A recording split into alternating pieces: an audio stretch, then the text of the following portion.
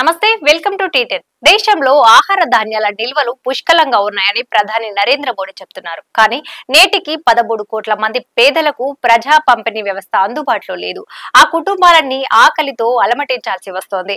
దేశ జనాభా పెరుగుతున్నా రేషన్ కోట మాత్రం పెరగటం లేదు. జనగణన జరిగే వరకు కొత్త రేషన్ కార్డులు ఇవ్వలేమని ప్రభుత్వం తెగేసి చెబుతోంది. అత్యున్నత న్యాయస్థానము అక్షింతలు వేసినా, ఆగ్రహించినా, డెడ్ లైన్లు విధించినా నిమ్మకు నీరెత్తినట్టు వ్యవహరిస్తోంది. పైగా రేషన్ కార్డులు ఉన్న వారందరూ ఈ కేవైసీ సమర్పించాల్సిందేనని తాకీదులు పంపుతోంది. లేకుంటే కార్డులు రద్దవుతాయని భయపెడుతోంది. సార్వత్రిక ఎన్నికలకు ముందు జనవరి 12వ తేదీన భారత ఆహార సంస్థ దేశంలోని తన 26 ప్రాంతీయ కార్యాలయాలకు ఓ సమాచారం పంపింది. బియ్యం బస్తాల సరఫరా కోసం టెండర్లు పిలవాలని, ఆ బస్తాలపై ప్రధాని నరేంద్ర మోడీ లోగో ముద్రించి ఉండాలని సూచించింది.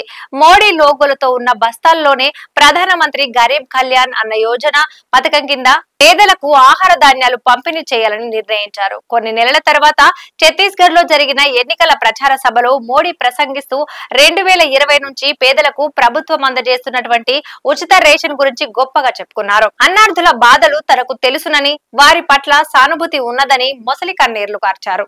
దేశంలోని 8 కోట్ల మంది పేదలకు రేషన్ కార్డులు లేవని గత సంవత్సరం ఆగస్టులో కేంద్రం సుప్రీంకోర్టుకు తెలిపింది. అంటే దీని అర్థం ఆ 8 కోట్ల మందికి PMGKAY కింద ఎలాంటి ప్రయోజనం చేకూరడం లేదు. అయితే ఈ సంఖ్య 13 కోట్ల వరకు ఉంటుందని స్వతంత్ర పరిశోధకుల అంచనా. ప్రజా పంపిణీ వ్యవస్థ ద్వారా గ్రామీణ జనాభాలో 75% మందికి, పట్టణ జనాభాలో 50% మందికి సబ్సిడీపై ఆహార ధాన్యాలు అందజేయాలని ప్రభుత్వం లక్ష్యంగా నిర్దేశించుకుంది. 2013వ సంవత్సరపు జాతీయ ఆహార భద్రత చట్టం కింద దేశ జనాభాలో 3/2 మంది అంటే 67% మందికి ప్రయోజనం చేకూరాల్సి ఉంది. దీని ఆధారంగానే రేషన్ కోటాను నిర్ణయించి వివిధ రాష్ట్రాలు, కేంద్ర పాలిత ప్రాంతాలకు నిధులు కేటాయిస్తారు. 2020లో విరుచుకుపడిన కోవిడ్ మహమ్మారి సమయంలో కేంద్ర ప్రభుత్వము PMGKAY పథకాన్ని ప్రవేశపెట్టింది. ప్రజా పంపిణీ వ్యవస్థ ద్వారా లబ్ధి పొందుతున్న వారికి ఇందులో భాగంగా అదనంగా 5 కిలోల ఆహార ధాన్యాలను అందజేశారు.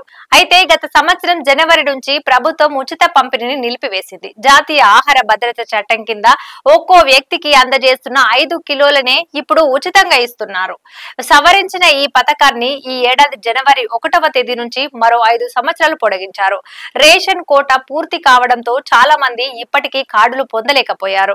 దీంతో రెక్కాడితే కాని డొక్కాడని నిరుపేదలు ఆకలితో విలవిలలాడుతున్నారు. 2011లో సేకరించిన జనాభా లెక్కల ఆధారంగానే ప్రస్తుత PDS కోట నిర్ణయించబడుతోంది. ఫలితంగా అనేక కుటుంబాలు రేషన్ కార్డుల కోసం దరఖాస్తు చేసుకున్నప్పటికీ వాటిని పొందలేకపోతున్నారు.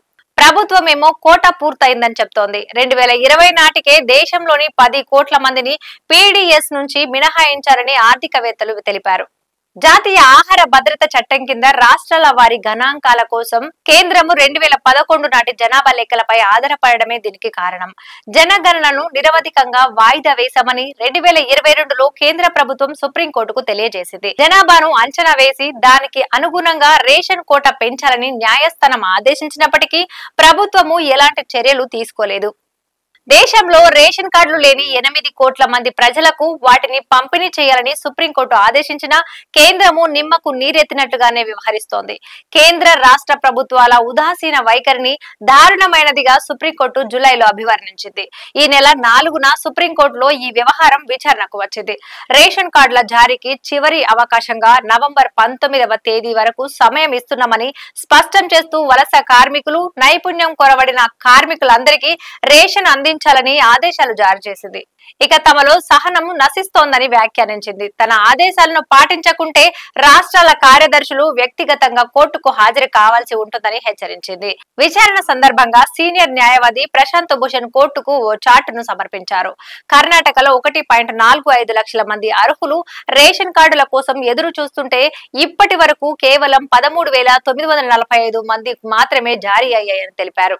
రేషన్ కార్డుల జారీ ప్రక్రియ కొనసాగుతోందని కర్ణాటక తెలపగా ఈ ప్రక్రియ మరో సంవత్సరం పడుతుందా? అప్పటి వరకు ప్రజలు ఆకలితో బాధపడాల్సిందేనా? కఠిన చర్యలు తీసుకుంటాం, ధిక్కార నోటీస్ జారీ చేస్తున్నాం, ఆకలి ఎంతో కాలం వేచి చూడలేదు అని న్యాయస్థానం ఆగ్రహం వ్యక్తం చేసింది. రేషన్ కార్డులు పొందాలంటే అనేక అవరోధాలు ఎదురవుతున్నాయి. ప్రస్తుతం కార్డులున్న 81 కోట్ల మంది ఈకేవైసీ ద్వారా బయోమెట్రిక్ వెరిఫికేషన్ చేయించుకోవాలని ప్రభుత్వం ఇటీవల ఆదేశాలు జారీ చేసింది. 99.8% రేషన్ కార్డులు ఇప్పటికే ఆధార్ తో అనుసంధానమయ్యాయి. అలాంటప్పుడు ఈకేవైసీ అవసరం ఏముంటుంది? ఈకేవైసీని పూర్తి చేయకపోతే రేషన్ కార్డులు రద్దవుతాయని చౌకదారుల దుకాణాల నుంచి లబ్ధిదారులకు సందేశాలు వస్తున్నాయి. వలస కార్మికుల ఇబ్బందులు చెప్పనలవి కావు. ఆగస్టులో జరిగిన వ్యవసాయ ఆర్థికవేత్తల జాతీయ సదస్సులో ప్రధాని మోడీ ప్రసంగిస్తూ దేశంలో ఆహార ధాన్యాల నిల్వలు అవసరానికి మించి ఉన్నాయని ప్రకటించారు. కానీ వాస్తవాలు అందుకు భిన్నంగా ఉన్నాయి.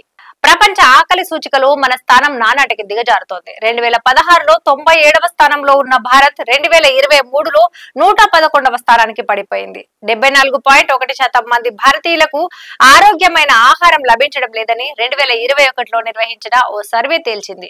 మన దేశంలో 5 సంవత్సరాల లోపు వయసున్నటువంటి చిన్నారులలో 3వ వంతు మంది వయసు, ఎత్తుకు తగిన బరువు లేరు. పిల్లలు, మహిళలు, పురుషులు రక్తహీనతతో బాధపడుతున్నారు. అలాంటప్పుడు దేశంలో ఆహార ధాన్యాల నిల్వలు సమృద్ధిగా ఉన్నాయని ఎలా చెప్పగలం? ఇది ఇవాల్టి న్యూస్. చూస్తూనే ఉండండి T10 న్యూస్. పై మీ కమెంట్ ను కూడా యాడ్ చేయండి.